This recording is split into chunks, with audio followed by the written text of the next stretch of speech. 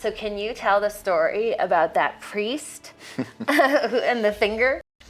So that was early, very early in my practice. I think in my first year of practice, actually. And I was seeing patients in my office, and I got a call. I was on call at the University Hospital in Newark.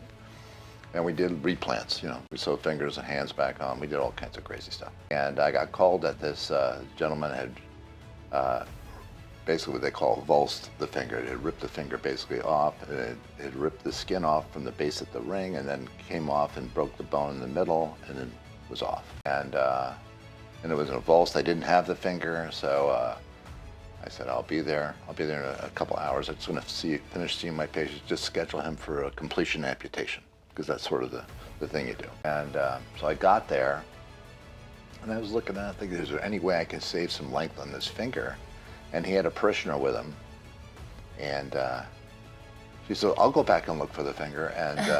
And then literally, so she said, I said, let's do it. And let's go find out. So How weird. So he just lost the finger and they were well, like... what had happened is I got there, I found he's a priest. He's sitting on the thing, and he's got a parishioner with him. I didn't know any of this, by the way. Right. And he had slipped on this. It was the first snow season, first snow of the season. Right. It was February, and he had slipped on the steps, and he went to catch himself, and he got his finger caught in a wrought iron fence, and literally got it caught in there and ripped it off. Ew. Sounds awful. Anyway,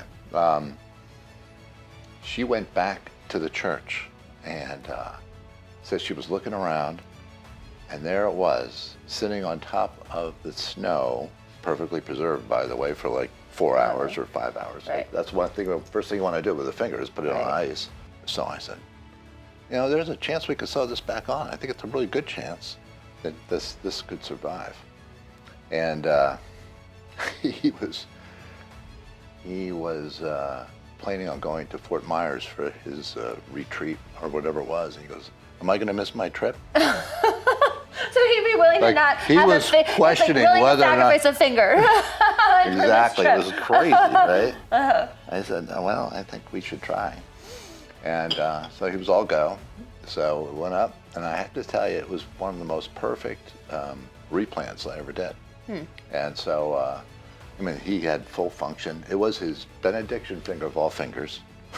So that's the... One of these things, right? And I sewed it on. You couldn't even tell.